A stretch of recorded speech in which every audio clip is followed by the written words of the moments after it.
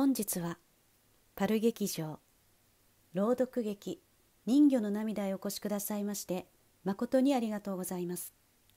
開演に先立ちましてご来場のお客様にお願い申し上げます。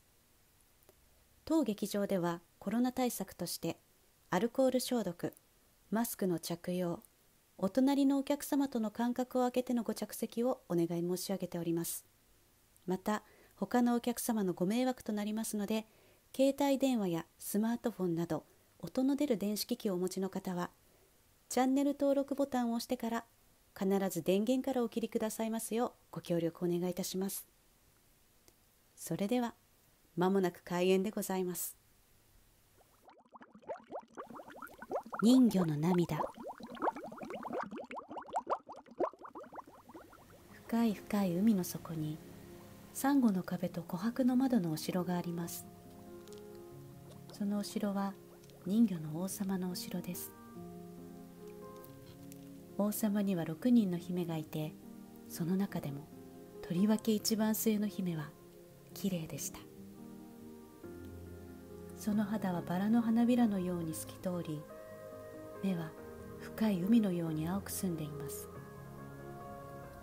人魚たちの世界では15歳になると海の上の人間の世界を見に行くことを許されていました。末っ子の姫はお姉さんたちが見てきた人間の世界の様子をいつも胸ときめかして聞いています。ああ、早く15歳になって人間の世界を見てみたいわ。そうするうちに一番末の姫もついに15歳を迎え、晴れて海の上に出る日が来ました。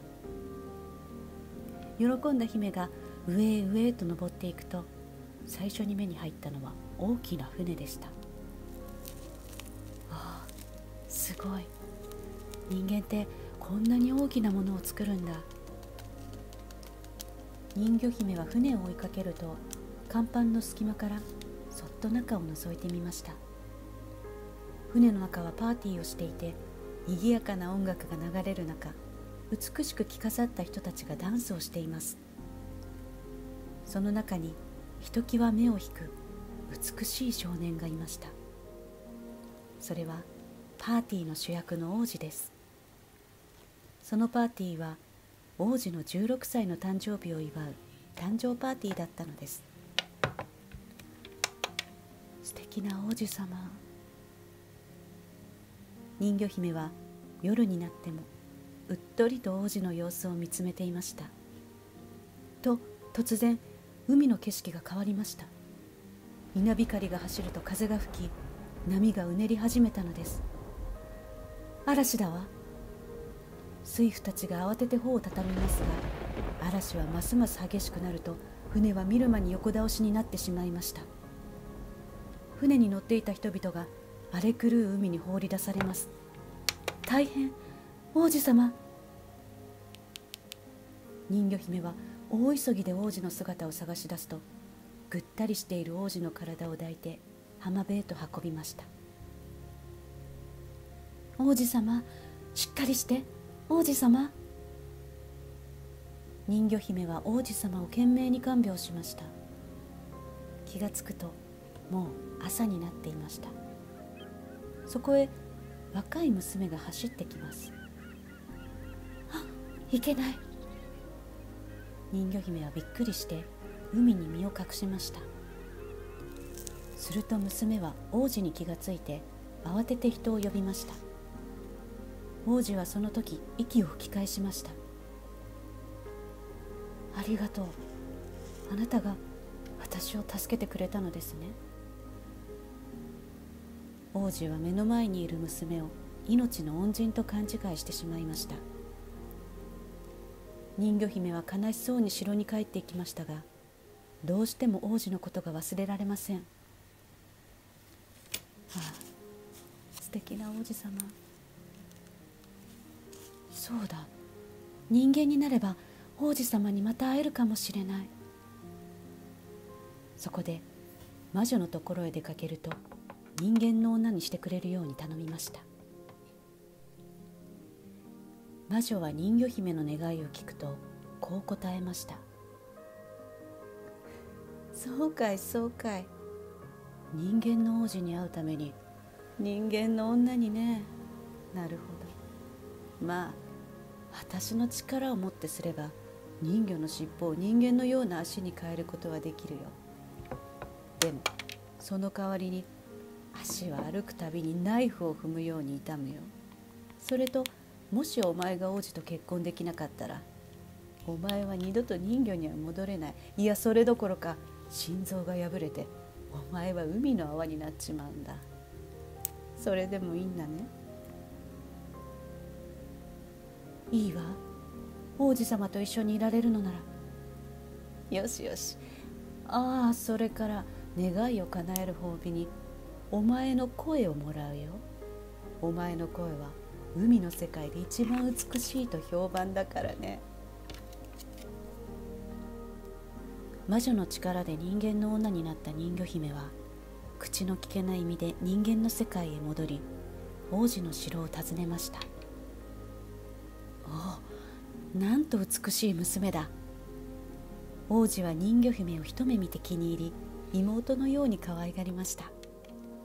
しかし王子の心は命の恩人と思い込んでいるあの浜辺であった娘に奪われていたのです。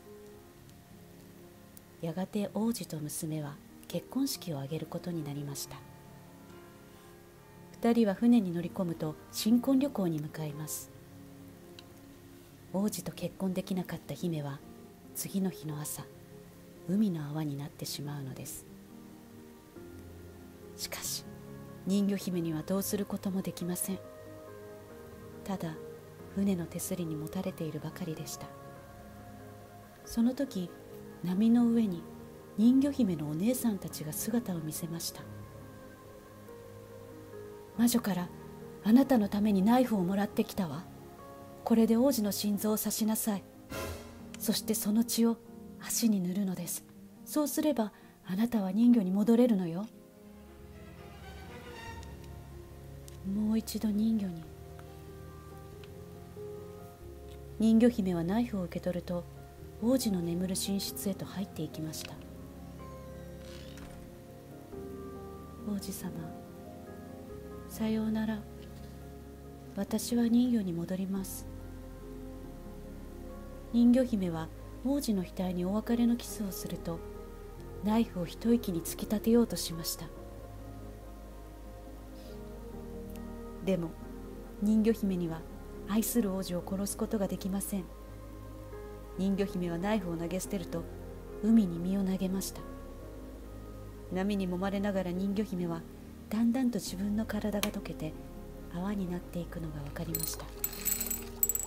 その時、海から昇ったお日様の光の中を透き通った美しいものが漂っているのが見えました。人魚姫も自分が空気のように軽くなり、空中に昇っていくのに気づきました。私はどこへ行くのかしら。すると透き通った声が答えます。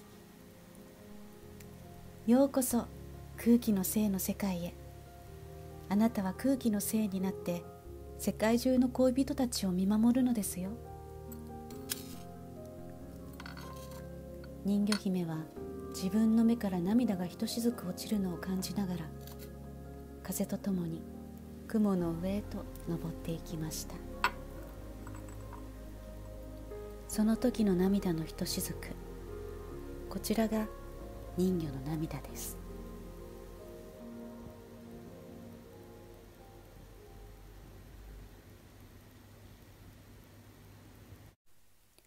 これをもちまして本日の講演は終了です。高評価ボタン、チャンネル登録ボタンの押し忘れのないようお気をつけてお帰りください。またのご来場をお待ち申し上げております。